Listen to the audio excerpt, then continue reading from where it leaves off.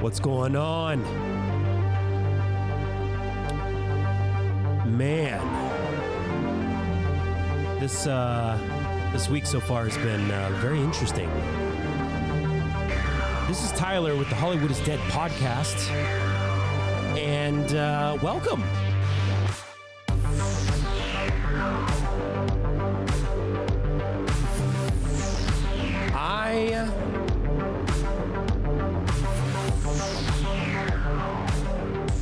I just wanted to jump back in here real quick. This is kind of an unscripted podcast today. We are gonna just talk about life and fun things. I wasn't gonna record today, and I just wanted to. I was just kind of waiting for that moment where I'm just like, let's go. Like, I need to record. Let's go. It's been a week. And so I'm just kind of flying by the seat of my pants today.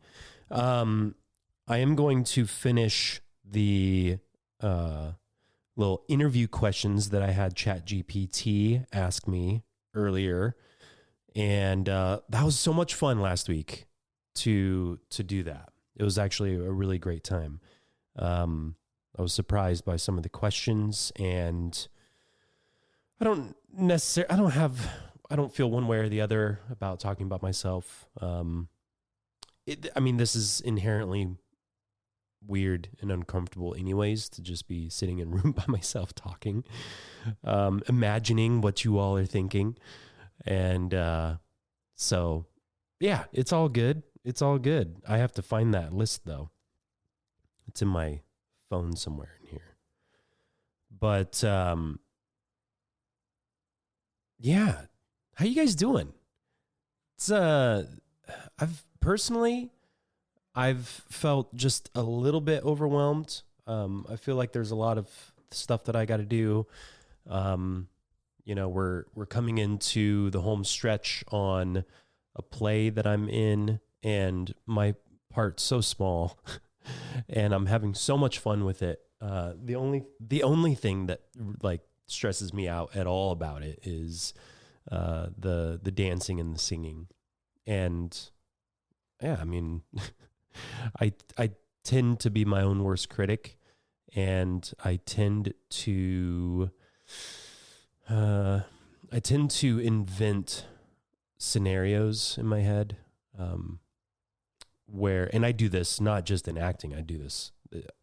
This is like a thing that I do to myself, and I'm really trying to curtail that, and by reminding myself that I'm doing that, I'm creating these issues that don't currently exist. And, so I'm really trying to not stress myself out. So I guess I feel really good. So I'm not like, it's not existential or anything.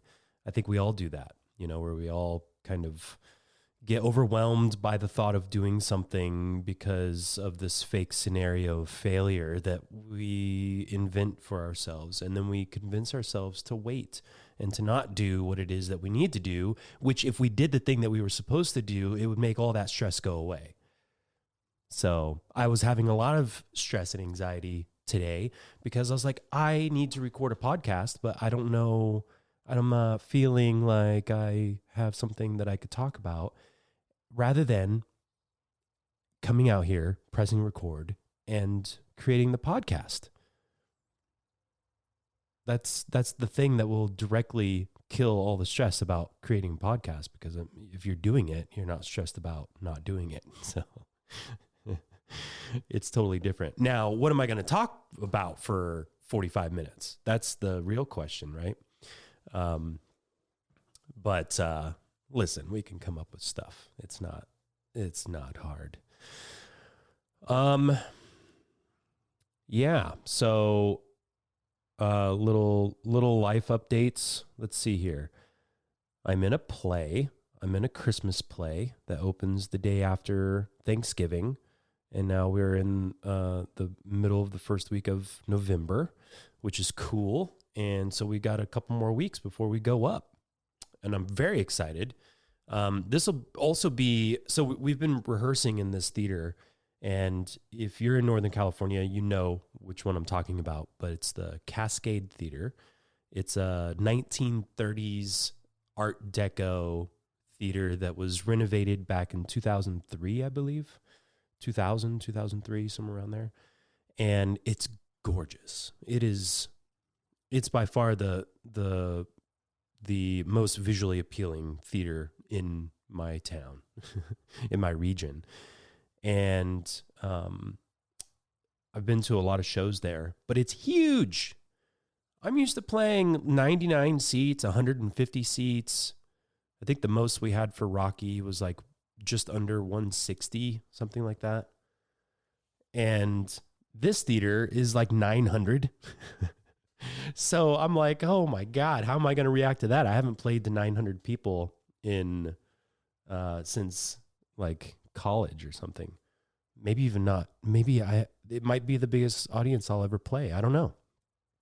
So, these are things where my brain starts to then be like, don't mess up. You better know all your lines, which is true for any show, whether it's one person or 1,000. But why would I psych myself out like that? Because I know once I hear the laughter, it's going to be euphoric. Once I hear the audience on my side, it's going to be so much fun.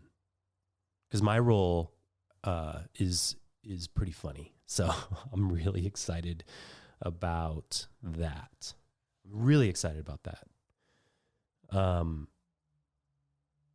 Yeah, it's going to be pretty rad. It's going to be pretty cool, and I'm just very excited for that. Let's see. I watched It Follows twice this week. Once because we had a movie night last Thursday, and so I had a couple friends, and we watched It Follows, and then my wife was out of town, so then she wasn't sure if she had ever seen it, so then we ended up watching it again, and granted, the second time around, I was pretty much buried in my phone, but yeah, it was still really rad. What a great film. And I know they're coming out with the sequel, They Follow. And because It Follows, I didn't remember this when I first watched it, when it first came out like 10 years ago. But the ending of it just leaves it wide open. You're like, oh, this world is, oh, it's not. Yeah, there's definitely going to be more of these. And I don't know why it took 10 years to do it. I have no clue. If you know, let me know, because I'd like to know why it took so long. Because it doesn't seem like it's that complicated of a story, I'm sorry I yawned, and hopefully I didn't make you yawn, but for whatever reason, I really needed to stretch there. And so I don't know why it took so long for that. But anyways, I'm stoked that they are going to do it. Let me see here. Donde my ChatGPT questions. Okay. Yeah, because we're going to get back into this here. Gosh, I have so many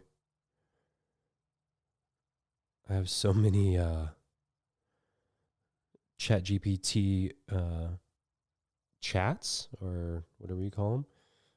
And I said this in the first go around of this, but it's such a rad tool for this sort of thing, like brainstorming. If you're ever stuck, like especially for podcasts, what am I gonna talk about? I mean, it literally can just give you anything to talk about. And I've done this a lot. And yeah, it's just really cool. And I mean, they're very surface level questions, but at least it gives you somewhere to jump off, to jump into something. So let's go ahead and jump back into the questions here. I don't remember where I left off, to tell you the truth. Maybe it's number 12? Okay, let's just start with number 12. And I don't know, like if I answer this in the first one, then whatever. So, okay. Part 2 of Q&A with Tyler begins like this. How do you handle the challenges and uncertainties that come with both acting and film production?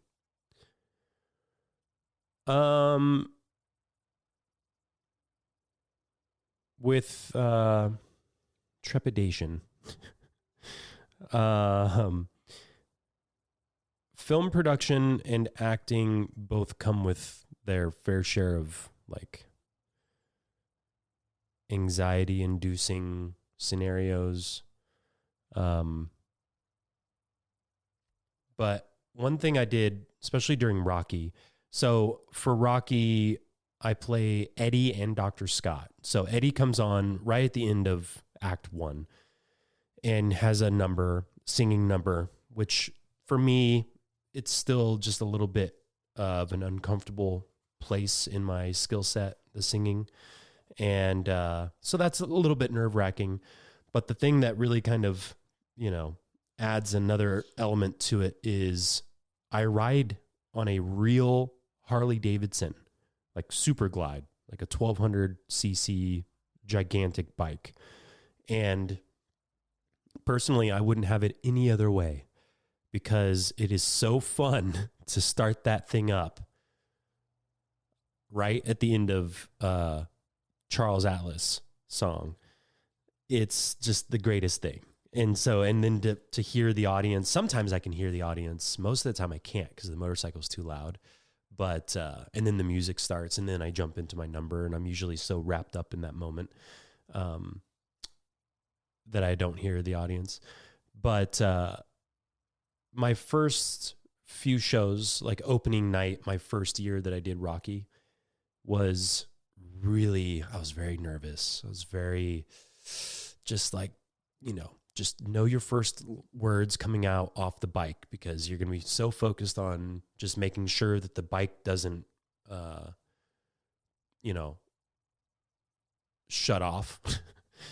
And I just didn't want to, release the clutch too much and then it dies or whatever. That'd be so embarrassing. And, I'm sitting in the back behind a curtain before and, I'm just like, okay, make sure the clutch is in, make sure the key is on, make sure that the run stop button is on run, make sure I know where my thumb is for ignition and all of these little things. And I'm like, whoa. So I'd sit back there. I'd plant both of my feet on the ground and I would say to myself, you're here right now. You are here in this spot right now. This is it. There's nothing else going on.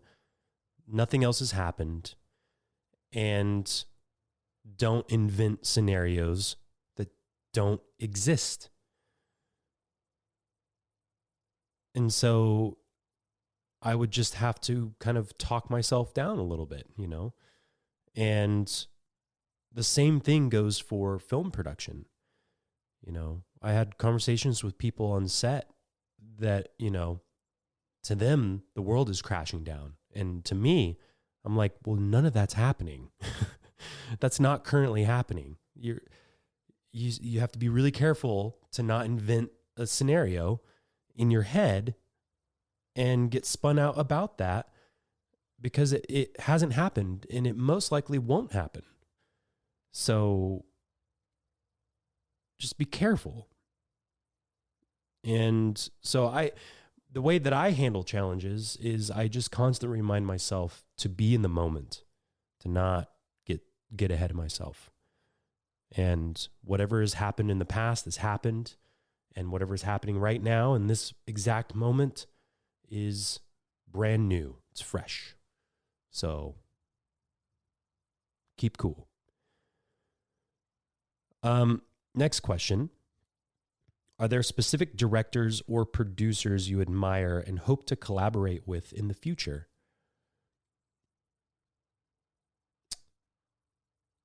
There are only a handful of people that I could identify today. Let's see. I mean, I would love to have a project, like present a project to SpectreVision, because I really like their willingness to kind of go there with films and to support films that otherwise maybe would lack the industry support, like Greasy Strangler, Cooties. They kind of add, I mean, it helps that Elijah Wood was in Cooties, and the cast itself is really amazing. So, that's a pretty big one. But like Greasy Strangler, there's, that's a weird movie. And to have any sort of support is pretty cool. But even beyond that, I've had some correspondence with Daniel Noah, and he's someone that seems like a very genuine human being, and so it's like if I ever had something of real cool value that I could present to them that I think would elevate their company, I would love that, and I, beyond that, I mean, like there's the smaller guys that it's kind of the usual crew that I've kind of followed at this moment, but like Tyler Cornack, Ryan Kruger, like they're doing really cool shit that I just think are cool films. And I would love to collaborate as an actor with them. I just think it'd be so cool to have something like that on my resume.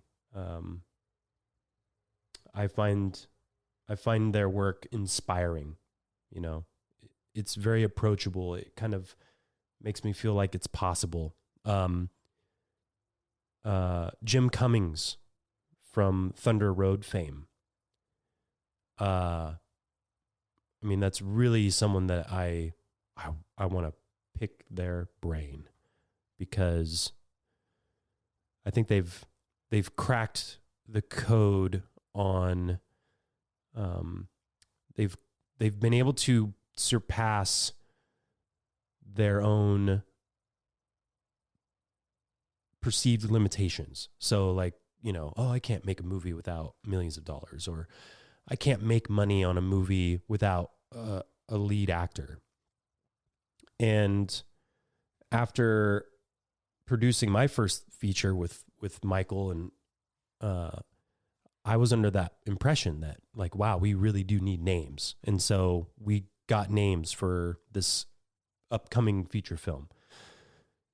And then, I see somebody like Jim go out and make something that doesn't have any big names. And to hear the stories of him talking about how he was able to self-distribute, that sort of thing is very compelling to me as an actor, because ultimately I want to act. And if I have to make my own stuff, then I'm going to do that. And at the same time, I would love for that to, make a few bucks. So to know that it's happening, that it's possible, that's really important to me. So I like those proofs of concept. We made Dresden Sun in my small town up here in Northern California. And I really wanted it to be a proof of concept for filmmakers in my area, that it is possible to make movies here. You do not have to go somewhere else. And the fact that you can make a movie anywhere in USA and self-distribute and make money on it, I think is really quite interesting. So I don't know if it's a unicorn thing or what, but, it's obviously, it's a lot of work, and that's most often the limiting factor. So how much work are you willing to put in? And now that, I have more knowledge about productions and stuff, doing an ultra low is quite scary to me, not because it can't be done, but it's the industry is so, I don't know. I don't feel right about utilizing someone's skills and not compensating them fairly. So figuring out profit share or something like that on a movie, even though that's like the oldest trick in the book, come work on my film. I'll give you, I'm going to give you a percentage of the gross receipts. And it's like, still be waiting 20 years down the road for that first check because the expenses are so high. So, the net expenses or the net income gets gobbled up. So it's like, how do you make small movies ethically? So that's something that's interesting. But I would love to be in a Jim Cummings film. So that's another producer director that I would love to collaborate with. Yeah. To be honest, collaborating with other directors is really scary to me because I've worked with Michael now for 15 years, and I've told him many, many, many times, I'm like, I wouldn't do this with anybody else because I know that he does not stop. I know that he will not accept less than suitable final products, especially now. And I just trust him. So finding someone that I trust that much as a director, I don't know. It seems not likely. I don't know. But as an actor, yeah, I would work with pretty much any director, especially ones that I've talked about on this podcast. All right, next question. What skills do you think are crucial for success in the film industry, both as an actor and producer? I love how it's, because I put it in here as an actor and producer to ask me questions, and so everything is both, and it makes my answers doubly long.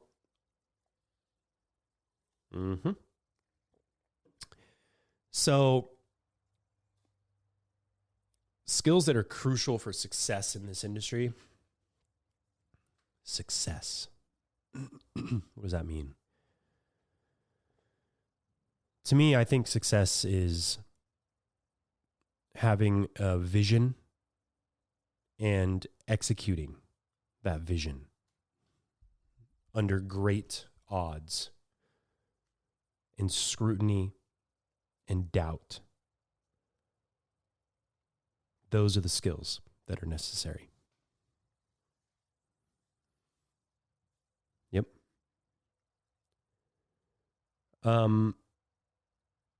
How do you approach the process of casting for your film projects? So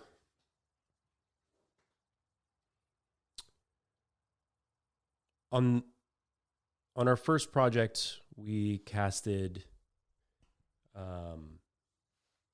put out notices on casting networks, Backstage, Central Casting, stuff like that. And we had, thousands of submissions, or hundreds, I should say. And then Dresden Sun, we did the same thing, and we put out breakdowns, and we had thousands of submissions. And so some very recognizable people, and mostly just journeyman, human beings that that just applied to the submission. So the way that we whittle that down is usually by what's available on someone's profile. You know, if they have an interesting look, it really helps to be able to have some kind of video to look at, because it really can help us, you know, whittle down whether someone's appropriate or not. And that definitely helped. I think there was only a handful of people that we thought were visually interesting that didn't have multiple headshots and video that we still wanted to audition. And so we, I mean, we went through it, man. We had a lot to go through, for those smaller roles. You know, we got really, really, man, we got so lucky with a few people. Just such interesting people. And I'm going to try to have a lot of these folks on this podcast, as we get closer to the film being released, because I would love to know more about their story. You know, it's just, it's so hard. It's so hard to get into something, that is, so artistic and driven by people that really truly care about cinema. So, you know, I just want to, I want to talk to them about their journeys, you know. As far as like our named actors, you know, going through reading the script, you kind of visualize certain people in particular roles. And then other people you look at like, oh, I didn't really necessarily think of them in this role. And so, you know, we at first we were like kind of being really, you know, a little bit on the nose with the casting, you know, and then we figured in my head, and this is my philosophy, is I would personally like to cast someone that hasn't been in that particular role before. Like, you know, someone who plays a good guy typically, like Linus. You know, the only bad role that I've seen him in is Mandy, you know, where he's the bad guy. And, you know, he was pretty menacing, but it wasn't an action film. You know, he was an angry, an AWM, angry white male in Mandy, right? And it was so interesting to watch him in that role because he's been so charming, you know, for his whole career, and then to do Mandy and just knock it out of the park was so cool to see. And then we were like, wow, could you imagine him in an action role as a bad guy in this like kind of futuristic setting of a cyberpunk world? That would be killer. And so we were just like, this is amazing. And Michael was like, this is the guy. This is the guy for the role. And so the way that it works for bigger actors like that is you submit an offer, and they either accept it or they don't. And we got really lucky. He accepted. And that goes for all the actors, you know. And the same philosophy went behind Stephen Ogg, where he plays our good guy. You know, it's like he's been Trevor on Grand Theft Auto 5. And he's been all these kind of menacing roles on Breaking Bad and Westworld and Snowpiercer, and, you know, kind of these menacing bad guys. And he gets typecasted as that, but he's a deep human being. Steven is an artist. And if you put him in any role, he's going to kill it. And so to see him with this kind of dark undercurrent, you know, he plays a character called Krillinger. And Krillinger is formally what Linus's character is currently, which is a mercenary. And so he was a bad guy for a long time.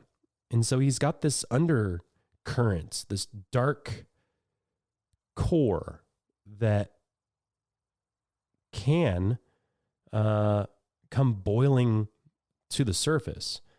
But Krillinger's done so much work on himself that he's able to keep it under control. And he doesn't allow Hyde to come bursting out. You can stay Dr. Jekyll. And it creates this dynamic of, you know, it would be so easy for Krillinger to kill Linus's character, but he has the self-control because he knows that if he does that, Linus wins. And it creates a real interesting dynamic on screen.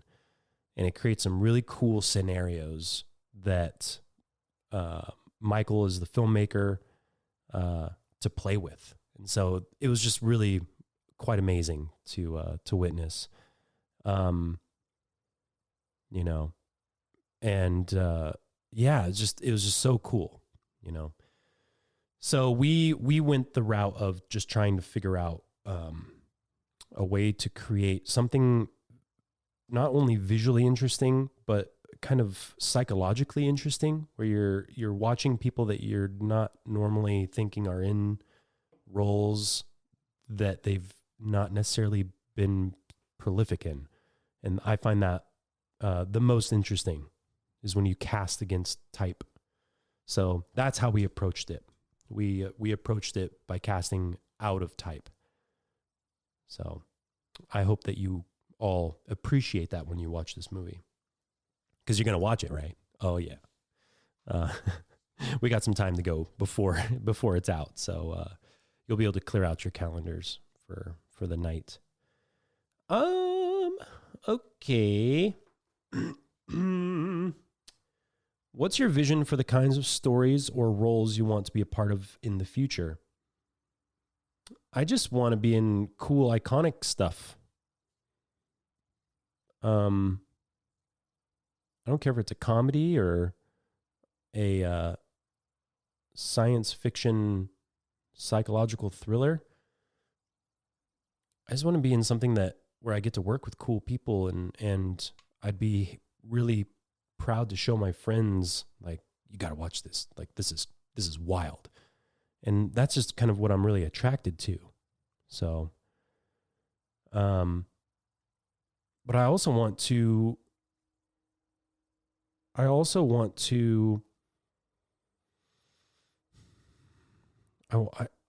to make movies that anybody could make.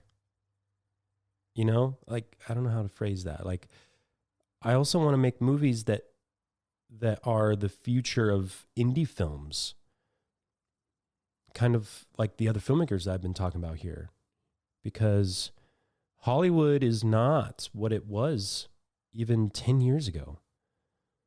So we have to figure out something, or else the new voices are not going to come. They're not going to come. You know, the savior is not going to save you. There's no hero in this story. So we have to be our own hero. We have to make movies somehow, some way. And we can't take advantage of each other. And we also can't assume that someone's taking advantage of us. So we have to figure out a way to do it equitably and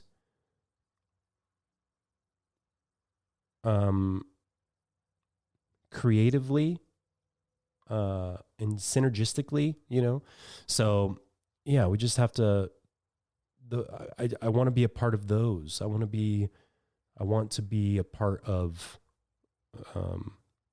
the future of movies.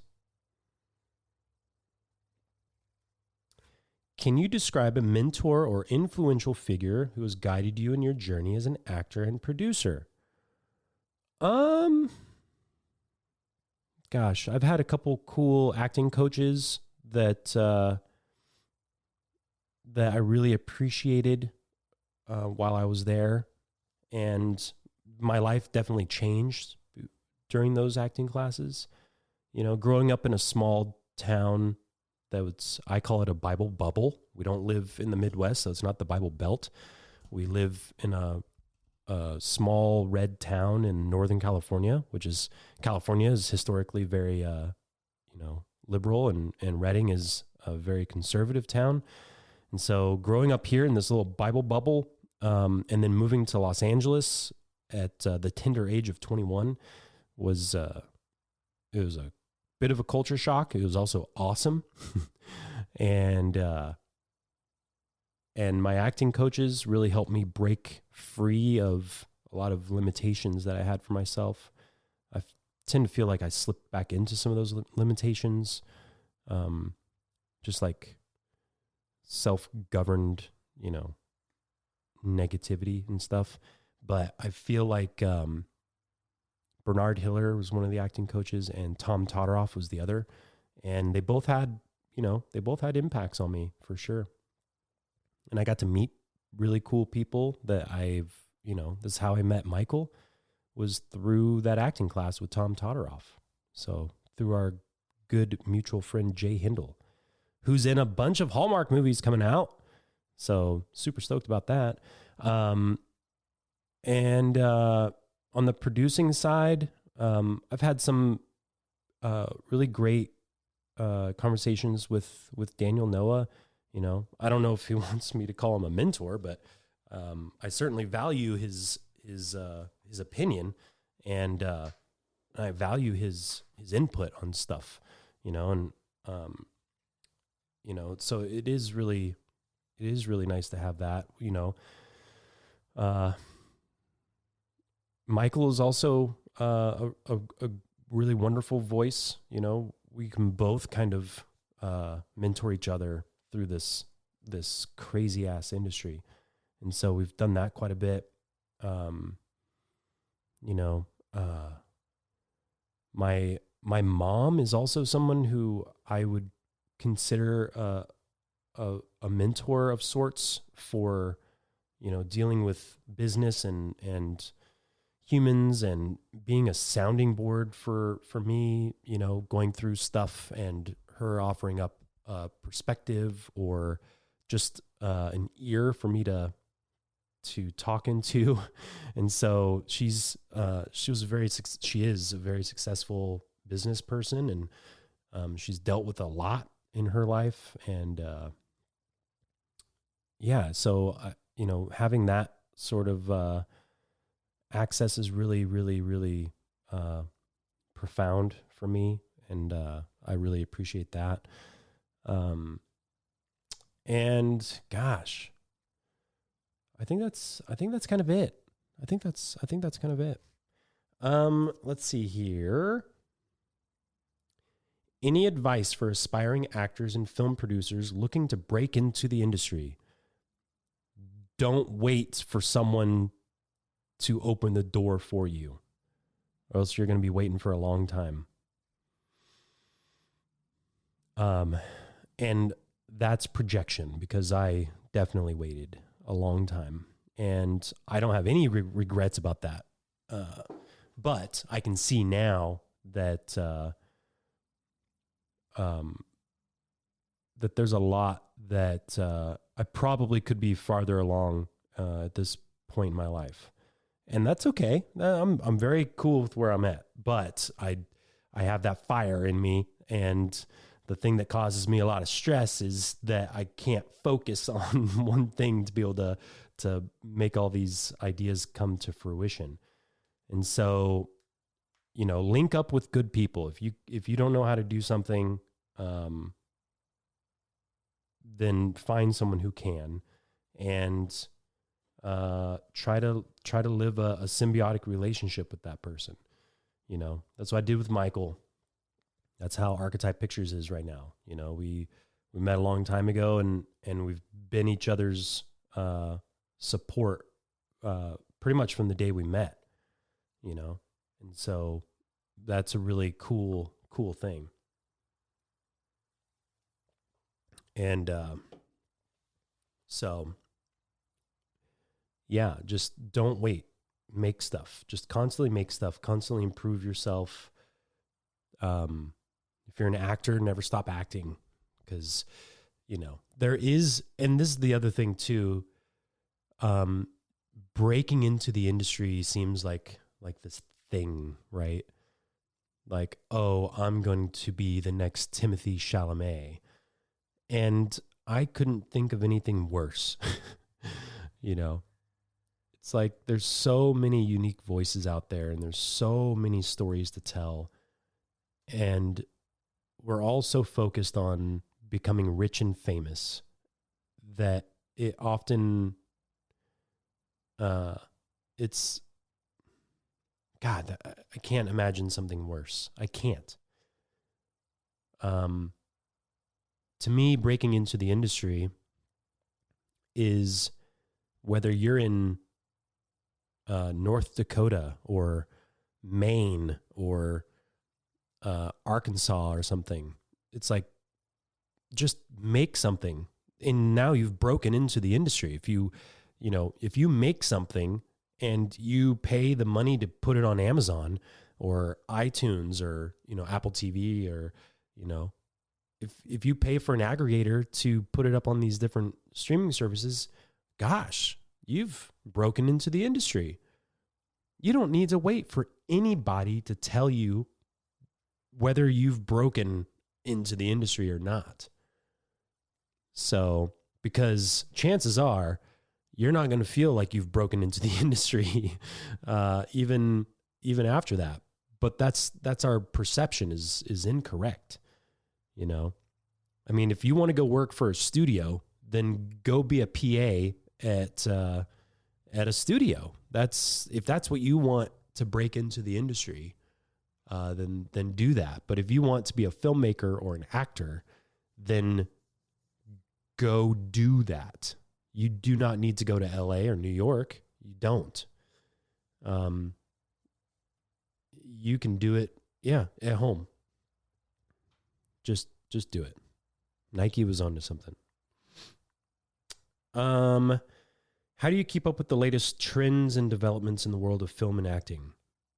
IMDb, Deadline, publications, stuff like that.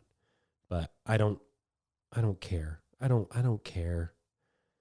I don't care what Hollywood is doing, because I'm not Hollywood. I want us to make the best movie that we can so that we get a nice chunky budget for our next one. But I don't care about Hollywood, I mean, I guess the thing that I am most interested in are personal experiences. So like with Jim Cummings, I listen to podcasts where he talks about his experience as a Sundance winning film director and actor. And despite winning Sundance for the short film, and then when the feature film won South by Southwest, the offers that he was getting were so pitiful that he then went and decided to self-distribute a film that he made. And it went on to gross hundreds of thousands of dollars, if not millions of dollars more now than his budget. That is interesting. So podcasts, social media. I watch a movie and I see a director that I see a movie that I really like. And then I look up on IMDb Pro who the director is, and I find their social media, and then I DM them for conversations. And so that is really how I stay up on trends. So I think when I originally read the question, it kind of immediately, the first thing that popped in my head was like trends in Hollywood. Yeah, I could care less. I don't. And I encourage you to not care about Hollywood. It's a largely cliquey place, and LA is a good place to go meet people and to do some networking and stuff, but the vast majority of people that you meet are not going to impress you. So, are there any books, films, or resources that have had a significant impact on your career?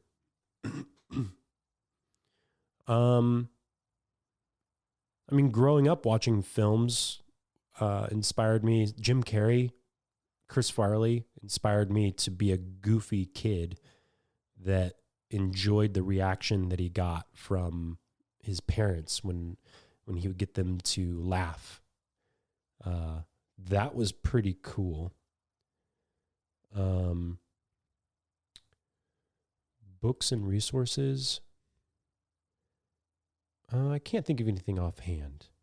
It's mostly young Tyler watching movies and then just doing some of that. And then getting into theater and stuff. My first acting coach was in Reading. Her name was Rebecca Olson. I don't know where she is now. I don't even know if you're still around, Rebecca, but you had a tremendous impact on me as a young, 16-year-old, 16, 17 years old. First getting into like organized theater and stuff. That had a tremendous impact on me. Yeah. The internet is going to have a massive impact on my career.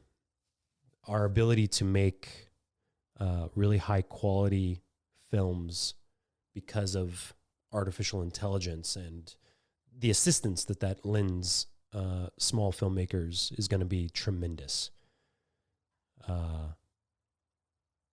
Yeah. And if you're worried about your job being taken over by AI, figure out a way to be kind, courteous, and hardworking, and people will want to work with you.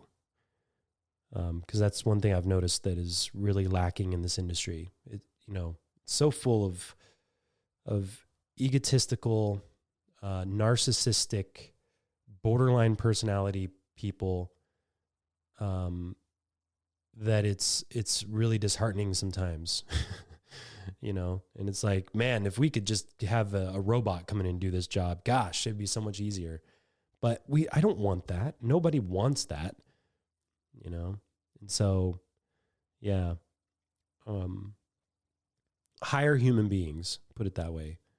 But if you want to be the human being hired, then just be a really good one. Stand out. Excel at being human. And you'll never work a day in your life. Well, you know what I mean.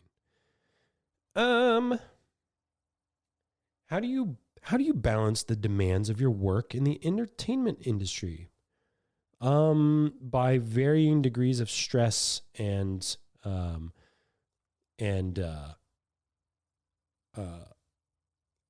when the analysis paralysis wells up inside me, it snaps like a rubber band, and then I have to run out to my office and press record and then make the podcast.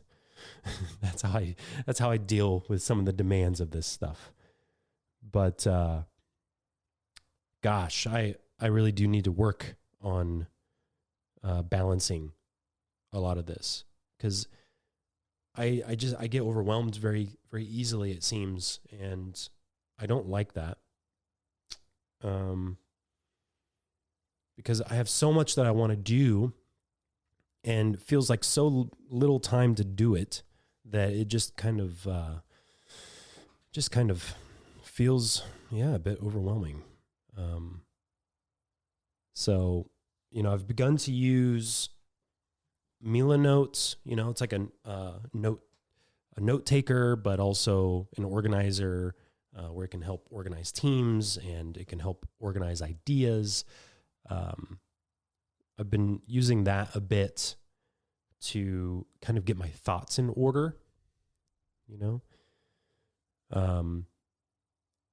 then I feel like I'm learning how to use this program, and I'm not focusing on using the program for its intended purpose, which is to organize my life.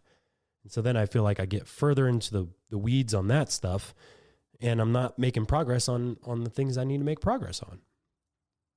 You know, it's very frustrating. I don't like it. So I need to work on balancing the demands of my professional career, my work. Can you share a particularly challenging or unique project you've worked on and how you handled it? The Dresden Sun is probably the most unique and challenging project that I've ever worked on. You know, we had a lot of really good people in roles that helped fulfill the film, and we had some that were not right, but which was challenging to deal with, and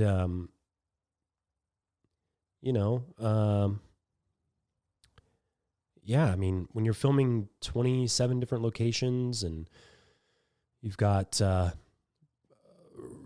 probably around 36 or 40 days that you filmed total, and you have just this huge footprint, it adds a whole element that you're not prepared for if it's the biggest thing you've ever done.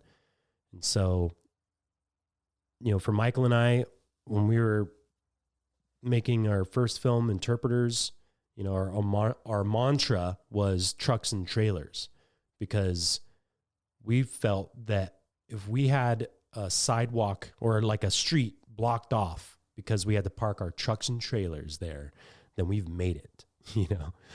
And, but then on Dresden Sun, we had that. We had trucks and trailers. We had a bunch of trucks and a bunch of trailers, and it created a whole slew of challenges that were just frustrating. You know, you're moving at a snail's pace, and it's just frustrating. And it's just like, do I really want trucks and trailers? You know? So oftentimes, yeah, I mean, I don't know, opportunity brings more challenges. So, you know, as they say, mo money, mo problems. Yeah, it's true. What values or principles guide your choices as an actor and film producer? Valuables or principles? I have none of those. No, just joking. As an actor, I think I'll take this as an actor.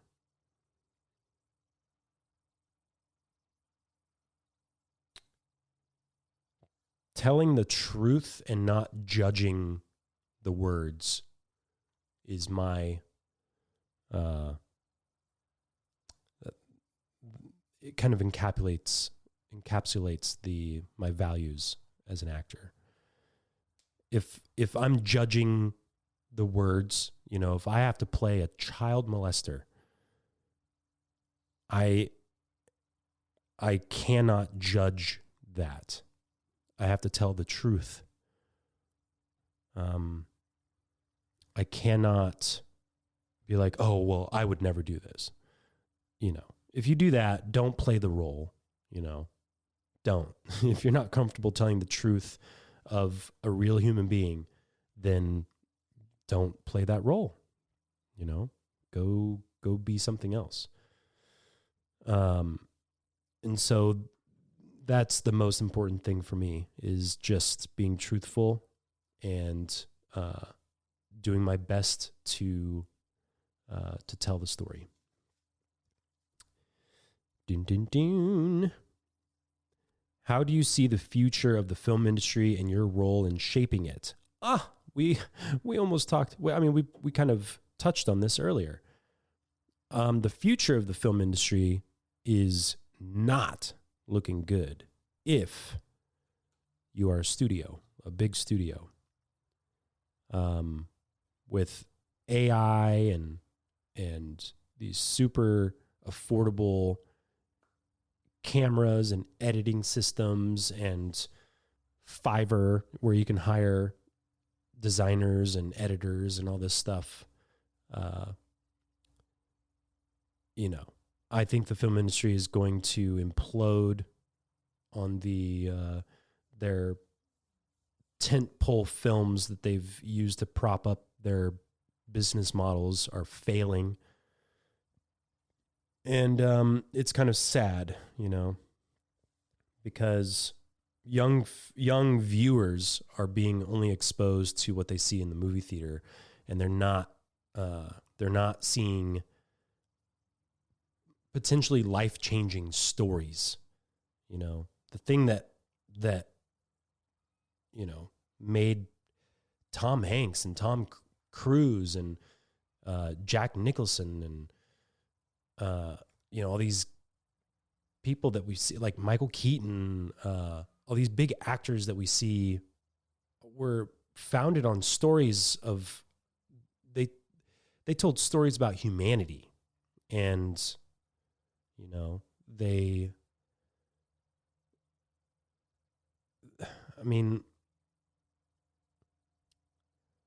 I don't know. I don't feel like it's headed in the right direction, because when you're not willing to take chances and you're only making films that an algorithm told you is most likely to succeed with a particular demographic that goes to the theaters, then you're not going to progress. You're not going to impress. You're not going to make anything that is inspiring, that inspires young people to become filmmakers. So then you're going to have to just utilize a computer to an AI program to make movies, because there's no longer filmmakers. You know, it's like really silly.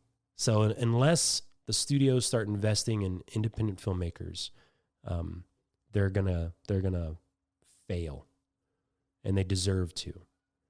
You know, they do not want for us to know how to make money on our little projects. And I can tell you how to make money on your small little projects. You do not need a huge actor. You do need a fantastic story. And that's the hardest part. You don't need $1 million. You do need a work ethic that rivals Jeff Bezos or someone who's, you know, constantly working. And if you don't have that, you need to pair up with someone who does, you know, because you don't have to do everything. Obviously, if you do have the ability to do everything, then you can move at a pace that others can't, and that naturally puts you at an advantage. So the film industry is in trouble, you know. It's in big trouble from a studio standpoint. From an indie standpoint, I think it's in trouble because you're making a small movie, but where's the heart in it? Where's the vision? Where is the passion for the story? You know, where's the truth? How are you scaring me? How are you turning me on? How are you making me uncomfortable? How are you making me inspired to make something, to go out and shake someone's hand, or, you know, that's what cinema does. Like, it inspires us to be humans. It inspires us to think outside of our normal stuff. And if you're not willing to go there and take a chance, I mean, this is an interesting point. If you're not willing to go out and tell a story that kind of scares you a little bit, why would a studio do it? You have to be willing to be that you want to see. God damn it, it's so cliche. But you have to, you really do. You have to tell stories that are, you know, that are uncomfortable. And if Hollywood deems a story too uncomfortable and you get canceled or whatever, I mean, that is the stupidest thing I've ever heard. Obviously, there's some limits, but if your name is Lars von Trier, then there are no limits. So you can do whatever you want, But I mean, it's art, man. It's art. If you're not willing to, art is not going out and just making a very safe, structured film. Art is going out and making something that's a little bit dangerous, that's a little bit outside of your comfort zone, that's a little bit outside of, I don't know that we can pull this off. That's art. I would love to have been able to interview Da Vinci, or Michelangelo, these sculptors and painters. It's like when you're painting the inside of the Vatican, what's going through your, did you know that you were going to succeed, or did you ever feel doubt that you could do this, or did you ever feel anything like that? And maybe you didn't, but I guarantee you, if he's a human being, there's always a little bit of doubt in something so grand, and there's probably a lot of frustration and anger, in creating something transcendent. And that's something that we have to come to terms with. And admittedly, this is projection. I'm basically talking to myself, but for reals, we have to be comfortable with being uncomfortable. We have to do that which we do not want to do in order to see something through. And, I have wonderful examples of that all around me. It's like, again, Michael, you think he wants to be sitting in front of a computer for 8 to 12 hours a day, putting a movie together? I'm sure there's exciting moments, but I know for a fact that there's a ton of frustration and anger and resentment, doubts, and just existential dread, and that certainly takes a toll on a person. Okay. I think this is going to be the last one for this episode, guys. Let's see. I want this to be a good one. What are some strategies you use to maintain your well-being, creativity, and demanding field? How important is networking and building relationships in the world of film and acting? Pretty important. Do you have any projects on the horizon that you're especially excited about? Dresden Sun, and we have another film right after that we'd love to do. It's called Fear Division. It's kind of a working title, and it's set in the same world as Dresden Sun. It's like Blade Runner meets Mad Max. Yeah, it would be sick. Sick.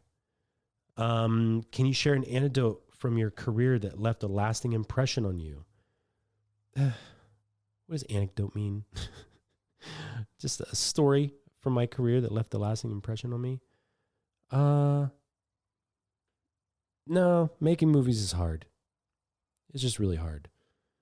If there's one message you'd like to leave with your audience, what would it be? Make your movie. Make your music, write your blog, record your podcast. Make it. Don't wait for perfection. Don't wait for someone else to be like, let's do this. Just do it yourself. If you don't know how to do something, then go out and find someone.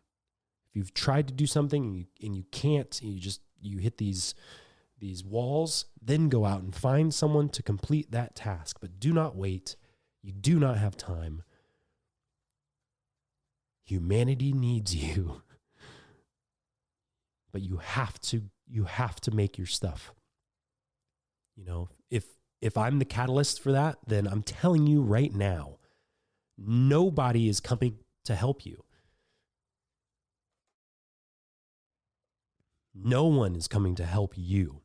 You have to go out and create something. And if you need help, you go and find the help. Period. If you want to act, act. You have a phone that has a camera on it 10 times better than anything Stanley Kubrick ever had. And you have the tools for free to edit anything you record. You have better audio than most movies in cinema history have ever had. And you have the ability to utilize artificial intelligence to help you brainstorm stories. Learn how to tell stories. Film you and your friends doing that. Edit it yourself and put it out on social media, on Vimeo.